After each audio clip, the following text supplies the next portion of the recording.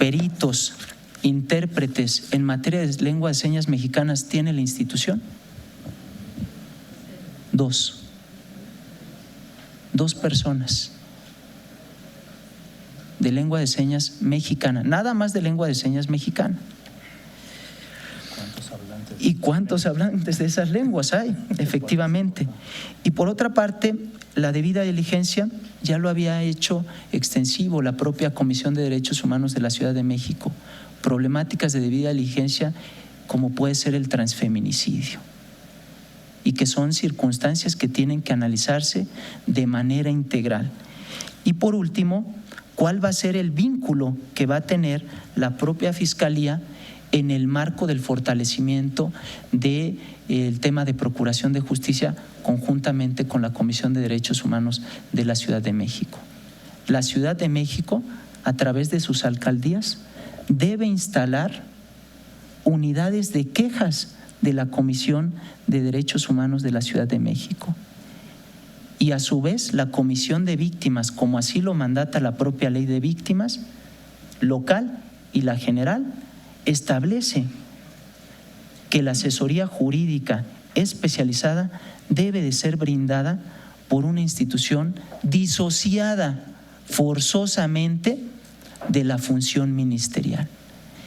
Y pongo un acento en esta problemática, porque actualmente la institución que brinda la asesoría jurídica a nivel local es la propia Procuraduría. Y la falta de empoderamiento del derecho a la asistencia jurídica es uno de los grandes retos a los que nos estamos enfrentando. Muchas gracias. Gracias. Pues han sido 5 magníficas exposiciones. Esta última del doctor Héctor Carrión Perea creo que es muy importante porque vincula, como ya os había dicho antes, la procuración de justicia con los derechos humanos, pero el doctor Carrión Perea pone el acento en grupos de atención prioritaria, en población diferenciada, y cómo para elaborar el diagnóstico de transición de la Procuraduría de Justicia de la Ciudad de México a la nueva Fiscalía, pues es importante tomar en cuenta la opinión de los ciudadanos, de los servidores públicos y de los expertos, y cómo ese diseño debe realizarse tomando en cuenta todo el ordenamiento jurídico surgido de la expedición de la nueva Constitución de la Ciudad de México. Por lo anterior, pues damos por concluida esta mesa. No habrá preguntas y respuestas porque nos hemos retrasado demasiado. Nuevamente agradecemos a la doctora Patricia González, toda la organización de este importante foro, diseño orgánico de la Fiscalía General de Justicia de la Ciudad de México hacia una Fiscalía General de la ciudad eficiente, transparente y garante del derecho de acceso a la justicia. Agradecemos desde luego a todos los ponentes, al doctor Daniel Márquez Gómez, a la doctora Ana Laura Magaloni, al doctor Adrián Rentería, al maestro Eduardo Martínez Bastida y al doctor Héctor Carrión Perea. Muchas gracias a todos ustedes por su atención. Bueno, hola, buenas tardes, gracias a nuestros ponentes, a nuestro moderador, a ustedes por su asistencia. Los invitamos a continuar con nosotros, está por iniciarse la mesa de trabajo 3, que es gestión del cambio, y en la sala Guillermo Florís Magadán va a ser la mesa 4 de transparencia y rendición de cuentas. A las 5:15 también tenemos la conferencia magistral, a la que por supuesto también están invitados. Muchas gracias por asistir. Gracias.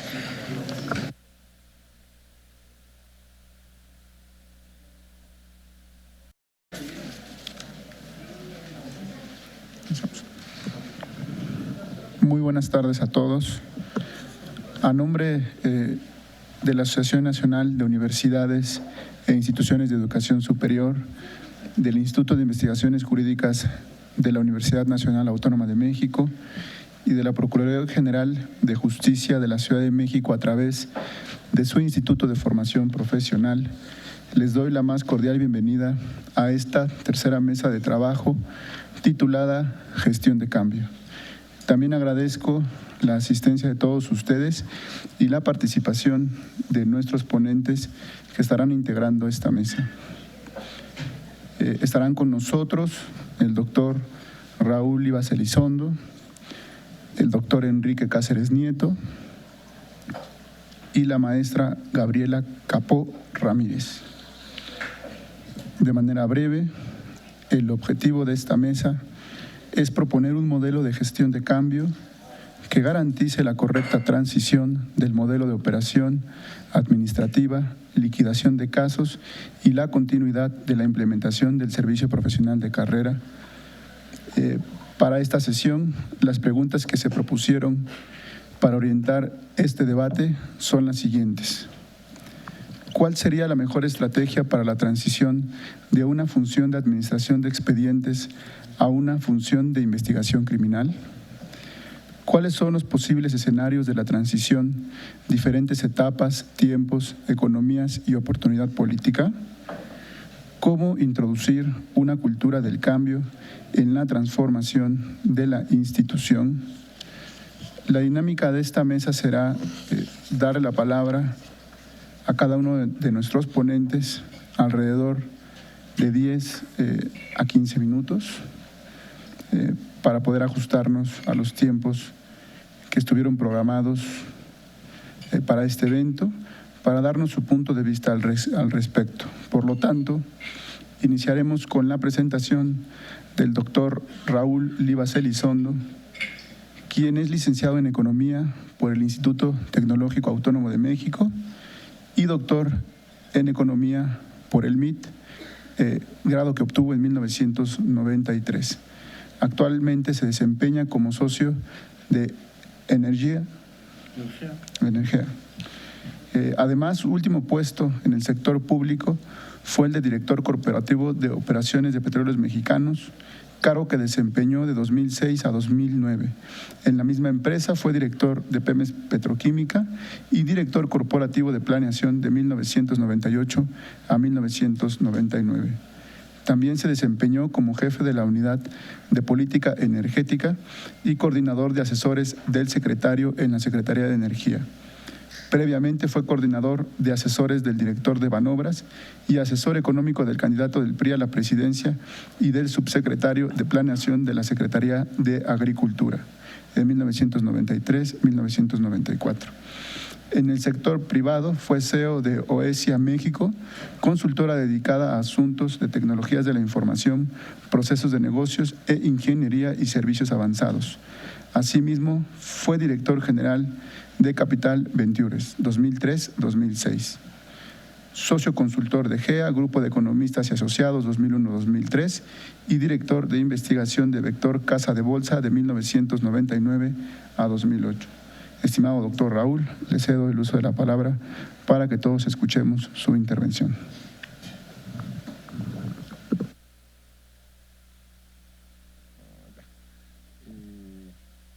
A la universidad por invitarnos a este taller, a la doctora González por organizar el evento, a mis compañeros de mesa. Me pidió la doctora González que hiciera algunas reflexiones sobre la gestión del cambio en relación con el proceso de transformación de la Procuraduría. Hemos estado en pláticas con integrantes de la Comisión Técnica y lo que me propuse para hoy fue hacer una presentación muy sencillita sobre temas conceptuales de la gestión del cambio que es importante que tengamos en cuenta, que son propios pues, para cualquier transformación, ¿no? Y dónde están sobre todo los retos y las oportunidades de cualquier transformación. Entonces, lo primero es hacernos la pregunta de qué es la gestión del cambio. Y cuando, como tenemos ahora en la Ciudad de México, tenemos una situación actual donde tenemos una Procuraduría que se tiene que volver una Fiscalía, pues lo primero que se hace es un planteamiento de transformación. En México nos encanta plasmarlo en algún tipo de ordenamiento legal y esperar que automáticamente una cosa pase a la otra.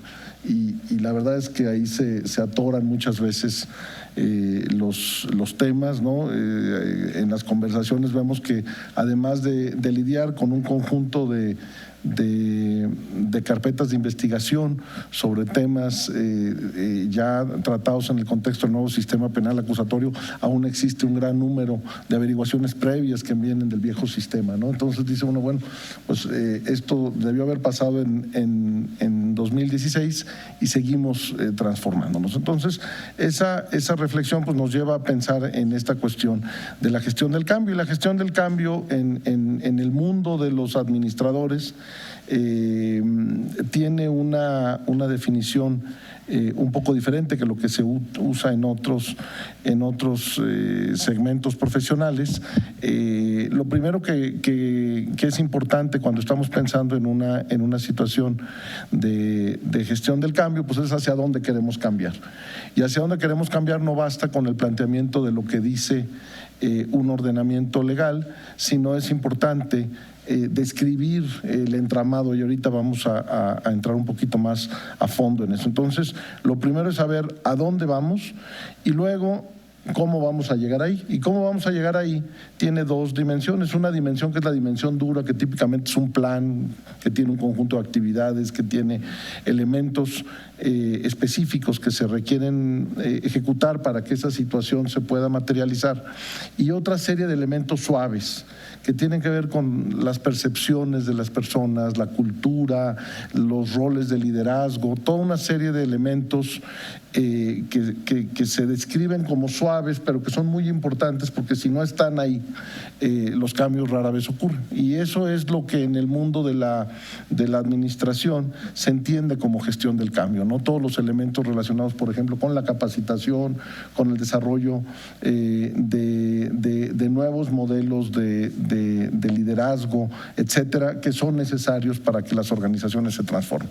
Entonces, visto de una manera muy simple, pues si tenemos este modelo tan sencillito de gestión del cambio, hay tres áreas donde hay que trabajar. Lo primero es el conocer cuál es la situación deseada, y aquí siempre repito una anécdota del libro de Alicia en el País de las Maravillas, ¿no? Donde Alicia le pregunta al gato, ¿y por dónde voy, gato? Y le dice el gato a Alicia, pues ¿a dónde quieres ir? Y Alicia le dice, no sé. Y dice, bueno, pues vete por donde sea, da lo mismo, ¿no? Es muy común que no sabemos a dónde vamos, y si no sabemos a dónde vamos, pues entonces no podemos llegar ahí. Eso nos pasa a nivel de país, y nos pasa a nivel de organizaciones, y nos pasa a nivel personal, ¿no? El tener una idea de cuál es el destino que queremos alcanzar, pues es esencial para que podamos construir. Inclusive lo podemos ir cambiando cuando vayamos descubriendo que ciertas cosas de ese destino no eran correctas o no eran posibles, pero si no tenemos un destino es muy difícil movernos en general. Y luego a nivel individual eso es muy obvio, pero a nivel organizacional no tener un destino es un sinónimo de tener 4 destinos diferentes e incompatibles. Entonces, cuando tenemos diferentes áreas en una organización y todos están pensando un destino diferente, tenemos un problema, ¿no? Porque entonces las fuerzas internas de la organización van a estar arrastrando a la organización en direcciones que muchas veces son contradictorias y mutuamente excluyentes. Segundo punto en esto es el tener una idea de dónde estamos. También si queremos movernos del punto A al punto B, es importante saber dónde está el punto B, pero es importante verificar que estamos parados en el punto A. Y sobre todo en una organización tan compleja como la Procuraduría, que tiene un discurso dual, ¿no? Porque como hemos tenido por muchos años este mandato muy claro de las funciones de la búsqueda de la justicia, pues no podemos reconocer los problemas reales que aquejan a la organización, ¿no? Entonces, toda la problemática cotidiana de incumplimiento de ese ideal aspiracional no se puede reconocer, no se puede poner sobre la mesa, y eso obstaculiza que sepamos exactamente qué es el problema que tenemos que resolver. Entonces yo me quiero mover del punto A al punto B, pero resulta que estoy en el punto C. Entonces las medidas que empiezo a instrumentar pues no funcionan, porque no están dirigidas a la organización que realmente quiero transformar, sino una organización que me imaginé que era la organización que yo quería transformar, pero que no. Entonces, esto es uno de los retos importantes y que normalmente se atiende pues analizando las cuestiones en campo, en la vida real, platicando con la gente y entendiendo qué es lo que está ocurriendo en la cotidianidad y tratando de entrar a un conocimiento más apegado a los verdaderos problemas que enfrentan las organizaciones. Y finalmente, si tengo el origen claro, tengo el destino claro, el tema de transformación, cómo voy apagando las cosas que había en la organización inicial y voy prendiendo las nuevas, siempre se equipara al viejo problema de cambiar la llanta del auto en movimiento. Y hay unos videos muy divertidos, no los traje, pero que muestran cómo algunas gentes hacen estos ejercicios de cambiar la llanta del auto en movimiento, y evidentemente si uno quiere cambiar la llanta del auto en movimiento, no lo hace con un gato, ¿no? Porque no se puede, ¿no? Entonces hay que poner un equipo con rueditas y entra por abajo de la llanta, entonces ya se levanta la llanta, todo esto. Entonces es una tarea compleja, ¿no? No es porque muchas veces, y yo soy economista y a nosotros siempre nos acusan de que suponemos que tenemos una abrelata, seguramente ya han oído el chiste de que imaginamos cosas, pero en el tema de las transformaciones es muy importante no menospreciar la complejidad de lo que se está haciendo, ¿no? El cambiar cualquier organización es equivalente a cambiar la llanta del auto en movimiento, y si no tengo una preparación completa, previamente planteada para poder hacer eso, pues entonces simplemente o no puedo lograr el cambio de la llanta en movimiento, o simplemente la gente dice, ni loco, no te acerques a los birlos porque el auto va a chocar, y entonces la inercia termina dominando porque nunca nadie se atreve a establecer un mecanismo para poder quitar los birlos a la llanta, ¿no? Entonces esta imagen nos ayuda a entender cómo voy de tiempos, que no me quiero tardar. Me quedan 3 minutos, entonces me tengo que ir más rápido. Entonces, déjenme profundizar un poquito en el asunto de la situación deseada. ¿Qué es una situación deseada? Una situación deseada, primero tiene que tener una narrativa simple de qué es lo que queremos, pero luego la tenemos que bajar, y a nosotros que hemos trabajado algunos procesos de transformación, nos ha mostrado ser útil un enfoque, le llamamos el enfoque de capacidades. ¿Qué es una capacidad? Es algo que podemos observar que la organización hace desde fuera, ¿no? Entonces, por ejemplo, si yo llego a la Procuraduría y pongo algún tipo de denuncia, la capacidad, como si veo a la Procuraduría completa como una caja negra, es lo que la organización me contesta. Esa es la capacidad de respuesta de la organización. Y lo que vemos en México, y no solo en el caso de la Procuraduría de la Ciudad de México, sino en general, hay una gran demanda de la ciudadanía de que las instituciones, las procuradurías o las fiscalías respondan, ¿no? Yo pongo mi decisión, mi solicitud de servicio, que es una demanda, a veces puede ser una demanda muy grave, muy sentida, me secuestraron a un pariente o hubo un hecho delictivo muy grave, y ahí me gustaría pues que la Procuraduría me contestara una buena investigación, me dijera, yo creo que este es el culpable, que tuviera suficientes elementos y que pudiera enjuiciar a ese culpable, y que al final del proceso yo tuviera claridad de que esa persona que se enjuició en un juicio transparente y justo fue encontrada culpable y no se encontró un culpable que no era, o no se hizo un esquema donde no se encontró nada, ¿no? Sino que hubiera una respuesta que a final de cuentas se tradujera en justicia. Y para hacer eso lo que se necesita es que todos los elementos que forman una capacidad estén alineados. No solo las normas, que es uno de los elementos importantes de una capacidad. Para que una organización pueda hacer algo, tiene que estar habilitada legalmente y normativamente al interior de la organización para poder hacerlo. Aquí hay muchos problemas en general. Y luego viene la parte de los procesos, que hay unas secuencias de actividades que se tienen que hacer para que eso se manifieste. Las personas tienen que tener la capacidad, tienen que tener un conocimiento para poder, cuando se les presenta, forman parte de una cadena de servicios. Digamos, un policía puede ser responsable de realizar una investigación, tiene que tener una competencia personal en cómo se hace una investigación de un robo de auto, o un grupo de policías tienen que tener. Entonces, esas capacidades están formadas por un mecanismo que le turna al policía la responsabilidad, y un mecanismo previo donde ese policía se le entrenó para que pueda hacer estas actividades de investigación y que él pueda contestar después de esta investigación, pasársela a un fiscal para que el fiscal pueda seguir con el proceso acusatorio, ¿no? Y finalmente, el uso de artefactos, tecnologías, los más importantes en un proceso como el que se lleva en la Fiscalía, pues son los sistemas de información, ¿no? La organización de una Fiscalía requiere un soporte muy importante en tecnologías de información que coordinen los pasos de todos y que hagan que el conjunto de la organización opere frente a terceros como un solo organismo bien articulado. Eso es uno de los retos más grandes que tiene la transición hacia la nueva Fiscalía.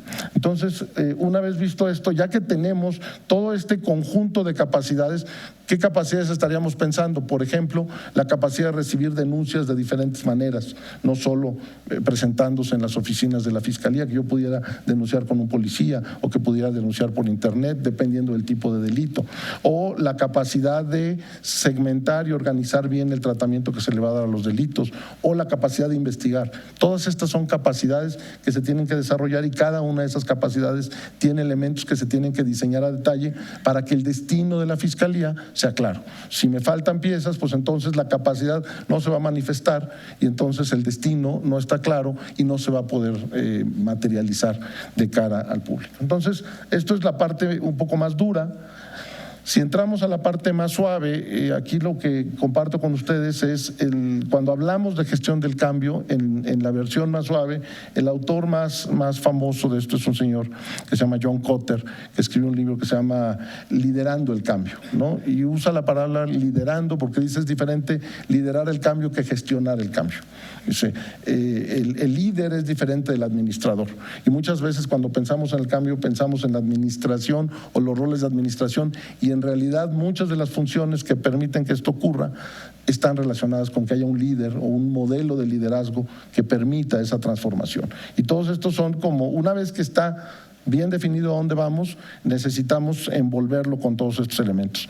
No voy a profundizar en ellos, si quieren y queda tiempo en la sesión de preguntas puedo entrar más a fondo, pero pues, se tiene que establecer un sentido de urgencia. Si no está todo el mundo con claridad en que hay que moverse rápido, sino que unos dicen, no, pues vamos a ver, siempre vienen y dicen sus cosas, pero nunca en realidad pasa nada, pues entonces no pasa nada, ¿no? Porque no, la organización se queda ahí parada, ¿no? Una vez que el sentido de urgencia es universal, se necesita crear una coalición efectiva. Tiene que haber un grupo de gente que tenga claro qué se tiene que hacer y cómo lo quieren hacer y que no sea solo la voluntad de un líder superior, sino que haya una masa crítica de gente que la organización reconozca, respete, que estén todos moviéndose en la misma dirección.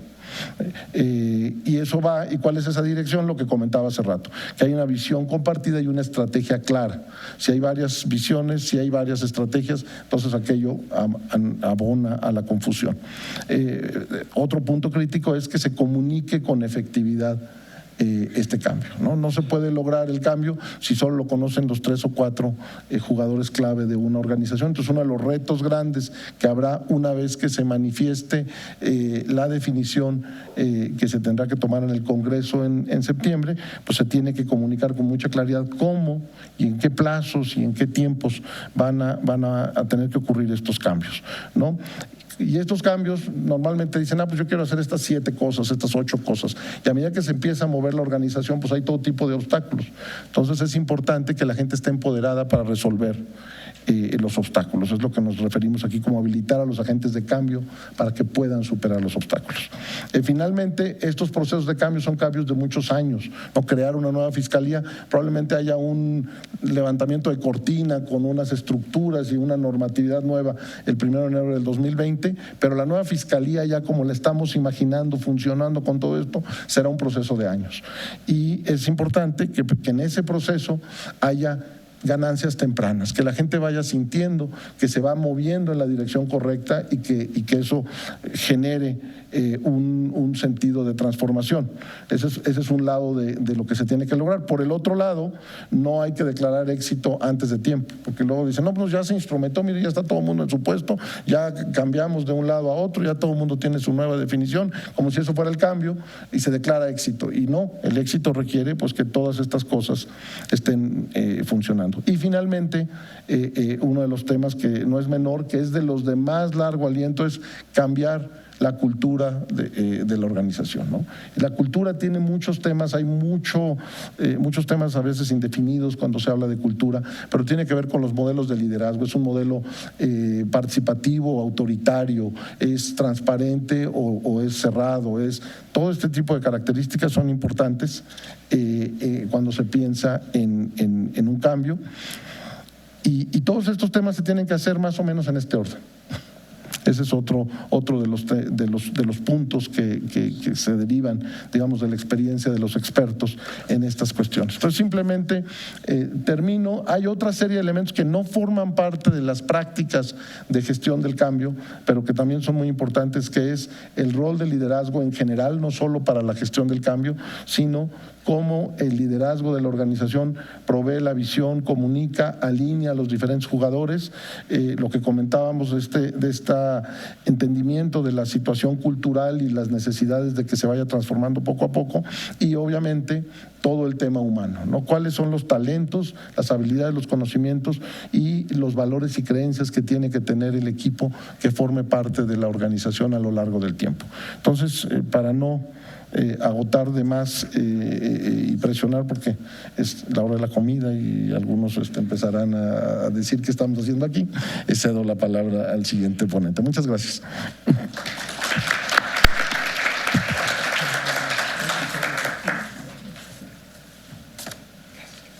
Muchas gracias. Agradecemos al doctor Raúl la presentación y las reflexiones que sin lugar a duda aportan y son valiosas debido a que se retoman desde un punto de vista de las ciencias o disciplinas puras dedicadas al estudio de la administración, ¿no? Y resaltar que el doctor Raúl nos indica, bueno, tenemos que respondernos dos preguntas: hacia dónde vamos y cómo lo vamos a lograr, ¿no? Debemos de tener en cuenta que esta misión está asignada a nuestra comisión técnica, precisamente, ¿no?, quien nos va a poder aportar estos elementos y va a enriquecer, ¿no?, con esta clara distinción entre una dimensión dura y una dimensión suave, ¿no?, de tal manera que consolide la propuesta que presentarán próximamente a nuestro Congreso local. A continuación, le corresponde presentar las reflexiones que sin lugar a dudas también enriquecerán este foro al doctor Enrique Cáceres Nieto, quien en lo personal he aprendido mucho de él en esta universidad, y quien se desempeña como investigador de tiempo completo, nivel C por oposición, en este Instituto de Investigaciones Jurídicas de la UNAM, donde también es coordinador del área de Filosofía del Derecho y responsable de la línea de investigación institucional, Metodología de la Investigación y Enseñanza del Derecho. Además, es investigador nacional nivel 3 en el Sistema Nacional de Investigadores de CONACYT, presidente de la Sociedad Paradigmas Emergentes en Derecho y Filosofía Jurídica AC, miembro fundador de la Law and Complexity International Institute, consejero presidente de investigación de la World Complexity Science Academy, miembro del Comité Técnico Académico e investigador responsable del proyecto Modelos Mentales de Razonamiento Judicial, con referencia especial a la prueba científica de la Red de Ciencias Forenses. Además, es coordinador y responsable técnico del proyecto CONACYT Fronteras de la Ciencia, Constructivismo Jurídico, Cognición, Complejidad y Derecho. Le cedo luz a la palabra, doctor. Por favor.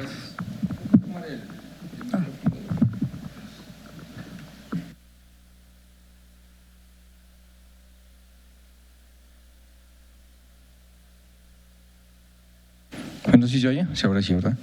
Bueno, antes que nada, pues muchísimas gracias a mi querida amiga y colega Patti, que como ustedes saben es promotora de muchísimos de estos cambios que han estado ocurriendo en el juicio oral, etcétera. Bueno, les voy a comentar algunas aplicaciones del marco teórico en el que he estado trabajando. Es más de un enfoque un tanto epistémico, pero que aterriza, ¿verdad? Y se conecta con lo que ha dicho Raúl y con lo que ha dicho Héctor de manera muy cercana e indirectamente con lo que dijo Ana Laura.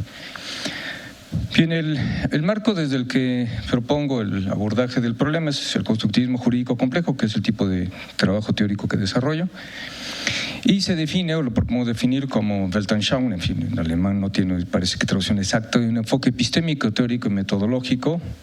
Naturalizado quiere decir que se basa en los avances de la ciencia, aunque sea filosófico, mediante la integración, digamos, básicamente ciencias cognitivas y ciencias de la complejidad, cuyo objetivo es explicar la manera en la que tanto derecho positivo como teoría jurídica inciden en los procesos de construcción de la realidad social a través de agentes e instituciones. Y aquí viene la conexión, sobre todo en la parte de instituciones, con lo que nos interesa. ¿Cuáles son algunos de los conceptos que están integrados? Provenientes básicamente, hablaré de ciencias cognitivas, complejidad y algo de filosofía del lenguaje. De ciencias cognitivas. Agente cognitivo. Nosotros somos agentes, procesadores de información y en función de ese procesamiento nos comportamos en el mundo. Pero no procesamos ni un solo tipo de información, ni solamente de manera consciente, sino que estamos procesando información todo el tiempo de manera inconsciente. Un ejemplo muy simple, cuando los niños llegan a la escuela y les van a enseñar a conjugar, ya saben conjugar. Dices un ponió por ahí, pues no está tan mal. ¿Quién les enseñó? La mamá no lo sienta, decir, a ver, mijo, vamos a tomar clase de conjugación.